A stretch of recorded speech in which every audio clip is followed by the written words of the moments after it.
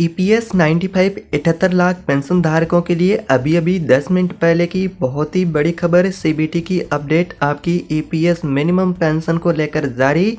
4 नए नियम अभी अभी 10 मिनट पहले की बड़ी खबर। ईपीएस के 78 लाख ईपीएस 95 पेंशन धारकों का सालों का इंतजार फाइनली अब खत्म होने जा रहा है। तो आखिर क्या अपडेट है?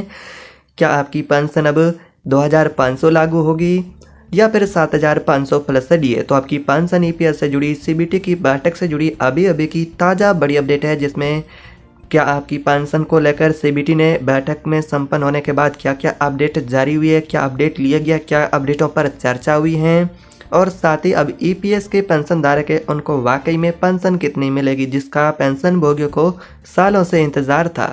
अगर आप भी पेंशन भोगी हैं, ईपीएस पेंशन लेते हैं या फिर आपके परिवार में कोई ईपीएस पेंशन लेता है, तो ये खबर और ये वीडियो आपके लिए बहुत ही महत्वपूर्ण है, क्योंकि आज इस वीडियो में 4 नए अपडेट ईपीएस 95 मिनिमम पेंशन को लेकर आ रहे हैं, जिसमें ईपीएफओ बोर्ड का बैठक से जुड़ा अपडेट, साथ ही ईपीएफओ एनएससी से जुड़ी अपडेट, और साथ ही श्रम मंत्रालय और सरकार के द्वारा पेंशन से जुड़ी अपडेट है। छोटी से बड़ी सभी अपडेटों को आज इस वीडियो में जानेंगे, जो कि ईपीएस के पेंशन धारक है उनके लिए बहुत ही महत्वपूर्ण अपडेट होने वाली है। अब आपको ईपीएस की पेंशन के साथ में नए कौन कौन से फायदे मिलेंगे, 4 नए नियम और नए अपडेट आ रहे हैं, जिसके बारे में इस वीडियो में जानेंगे।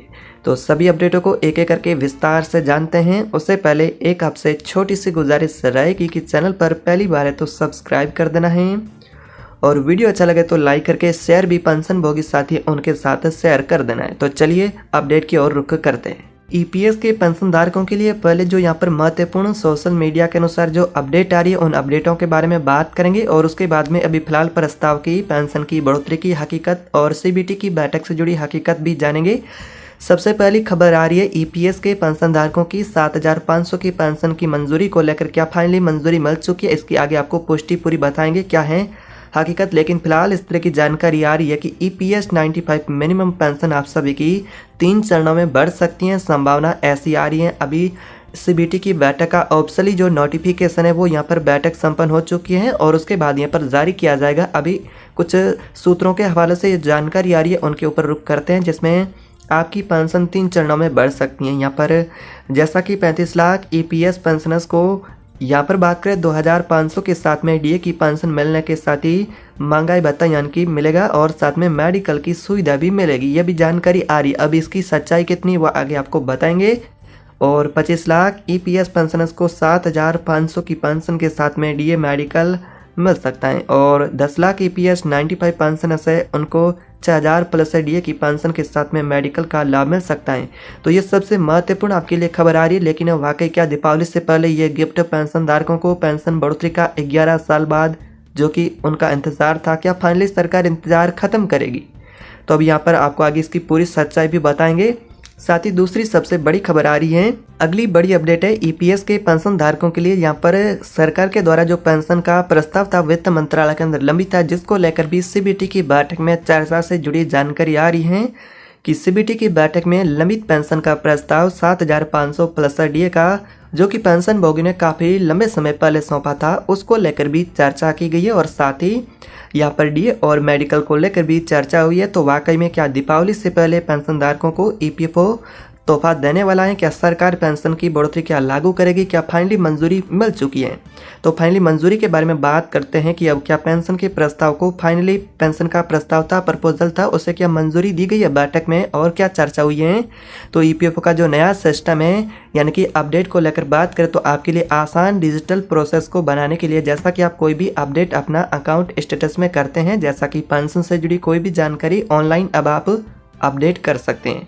यहाँ पर आपको लंबे समय तक यहाँ पर कहे तो जो दफ्तरों के चक्कर लगाने की ज़रूरत नहीं है। अब आप ऑनलाइन भी अपडेट कर पाएंगे। छोटी से बड़ी जानकारी होगी जो ईपीएफओ के यहाँ पर पासबुक से जुड़ी हो, आपका जीवन प्रमाण पत्र है, और भी कई सारे अपडेट है जिसका आप सभी पेंशन भोगी बार बार ईपीएफओ से दावा करते हैं। तो उन दावों को लेकर भी निपटारा करने के लिए ऑनलाइन यहाँ पर आपको सुविधाएं देखने को मिलेगी। इस सिस्टम को और तेज करने को लेकर भी इस ईपीएफओ बोर्ड की बैठक में चर्चा की गई, और साथ ही इसका ऑनलाइन जो यहाँ पर पेंशन का सिस्टम है उसको मजबूत बनाने की दिशा में यहाँ पर ईपीएफओ ने बैठक में चर्चा की है। और साथ ही ईपीएस मिनिमम पेंशन को लेकर यहाँ पर फिलहाल अभी ऑफिशियल नोटिफिकेशन है वो यहाँ पर बैठक संपन्न हो चुकी है, इसका जारी किया जाएगा। अभी तक जारी नहीं हुआ है कि आपकी पेंशन 7,500 प्लस डीए मिलेगी या फिर आपको 2,500 की पेंशन के साथ में डीए और मेडिकल मिलेगा। यहाँ पर ये अभी ऑफिशियली नोटिफिकेशन आना अभी सरकार का बाकी है। यहाँ पर बैठक संपन्न हो चुकी है। बैठक में चर्चा विस्तार से पेंशन से जुड़े इस मुद्दों को लेकर की गई है। तो अब आधिकारिक जो नोटिफिकेशन है वो जल्द दीपावली से पहले इसका जारी किया जा सकता है कि पेंशन धारकों की पेंशन किस हिसाब से कितनी बढ़ेगी, किनको कितनी मिलेगी। 2,500 की पेंशन आपको मिलेगी। क्या पेंशन की बढ़ोतरी 3 चरणों में की जाएगी, जिसमें पहले चरण में आपको पेंशन 2,500 की देखने को मिल सकती हैं। दूसरे चरण में कहे तो 6,000 या फिर 7,500 की पेंशन है वो भी मिल सकती है। लेकिन फिलहाल ये संभावना अभी इसका बैठक संपन्न हुआ है सीबीटी का। सीबीटी की बैठक संपन्न होने के बाद अभी इसका आधिकारिक ऑफिशियल नोटिफिकेशन है वो जारी किया जाएगा। अभी तक जारी नहीं हुआ है। क्लियर फैसला ऑफिशियल नोटिफिकेशन आने के बाद ही कहाँ जाएगा फाइनल आंकड़ा, जो पेंशन भोगियों को कितना पेंशन मिलेगा। फिलहाल यहाँ पर 7,500 और 2,500 की पेंशन को लेकर और 3 चरणों की पेंशन बढ़ोतरी को लेकर भी अपडेटें सामने आ रही है। तो पेंशन धारकों को आपका जो पेंशन का प्रस्ताव था वो सरकार ने यहाँ पर इस बैठक में पेश किया है और पेंशन को लेकर चर्चा भी हुई, जिसमें 1,000 की पेंशन है उसे बढ़ाकर 2,500 से 7,500 पेंशन करने की जो चर्चा हो उसको लेकर भी की गई। प्रतिमाह करने का प्रस्ताव पेश किया गया। हालांकि यह फाइनल लागू होने की अभी प्रक्रिया में है, लेकिन ईपीएफओ ने अभी तक इसकी आधिकारिक घोषणा नहीं की है। फाइनली तैयारी शुरू कर दी गई, ऐसी भी जानकारी आ रही है। इस बदलाव का उद्देश्य है कि बुजुर्गों को महंगाई और बढ़ते जीवन यापन खर्च से राहत देना। अब ईपीएफओ ने यह भी तय किया है कि जो कर्मचारी 58 वर्ष या उससे अधिक आयु के हैं, जिन्होंने कम से कम 10 साल की सेवा पूरी की है, उन्हें बढ़ी हुई पेंशन स्वतः मिलेगी। यानी अगर आपने अपना करियर संगठित क्षेत्र में बताया है, ईपीएफ में ईपीएस में नियमित योगदान किया है, तो यह नया नियम आपके लिए बड़ी राहत हो सकता है। ये अपडेट ज़्यादा से ज़्यादा असर उन रिटायर्ड कर्मचारियों पर है जो कि देश के अर्थव्यवस्था में योगदान दिया है, और यहाँ पर जो 1,000 की पेंशन से अपना जीवन यापन करते हैं उनको सबसे बड़ी राहत मिलेगी, क्योंकि उन्हें अधिक पेंशन मिलने की संभावना बढ़ चुकी है। तो ये बढ़ोतरी सिर्फ मौजूदा पेंशनर्स के लिए नहीं बल्कि उनके परिवार के लिए भी बहुत महत्वपूर्ण है। तो अभी फिलहाल ये पेंशन के प्रस्ताव को लेकर विस्तृत चर्चा को लेकर बैठक संपन्न हुई है। अभी इसका आधिकारिक नोटिफिकेशन है पेंशन को लेकर वो जारी किया जाएगा कि कौन कौन से पेंशन को लेकर मुख्य मुद्दे थे जिसको लेकर चर्चा हुई सीबीटी की बैठक में।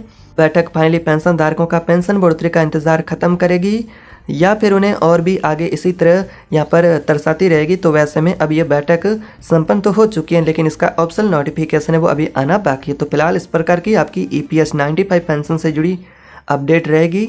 ऐसे ही EPFO और EPS पेंशन से जुड़ी लेटेस्ट ताज़ा अपडेट के लिए चैनल को सब्सक्राइब करना ना भूले। मिलते हैं अगली नई ताज़ा अपडेट के साथ, तब तक के लिए जय हिंद।